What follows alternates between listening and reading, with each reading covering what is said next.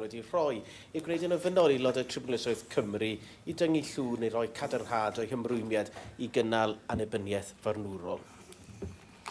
Statutory duties to strengthen judicial independence are a central part of our tribunal reform proposals. As part of this, we've consulted on introducing judicial oaths and affirmations for all Welsh tribunal members as a clear public expression of their respective commitment to justice and fairness and to uphold judicial independence. Diolch yn fawr.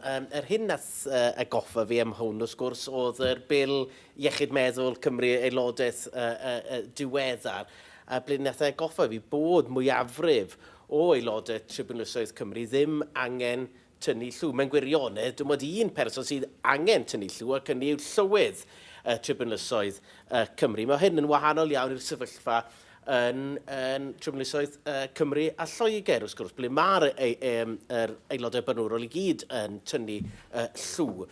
A mae tynnu llw yn bwysig. Mae'n fwy na jyst rhywbeth symbolaidd. Mae'n dangos bod cyfiawnder yn rhywbeth sy'n bwysig cael ei ddangos, bod pobl yn credu bod y farnwrfa yn annibynnol. Nawr, fel chi wedi gweud, nath y Papur Gwyn, nath yn gyhoeddiad y Papur Gwyn, dangos bod cyfnogaeth o 72% ymysg aelodau Tribiwnlysoedd Cymru i tynnu llw pan maen nhw'n dod yn aelod.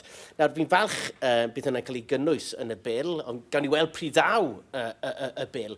Ond yn y cyfamser, pa gamau mae'r Llywodraeth Cymru yn gallu gwneud i sicrhau bod annibyniaeth Tribiwnlysoedd Cymru a'i aelodaeth yn amlwg i'r cyhoedd. Diolch yn fawr.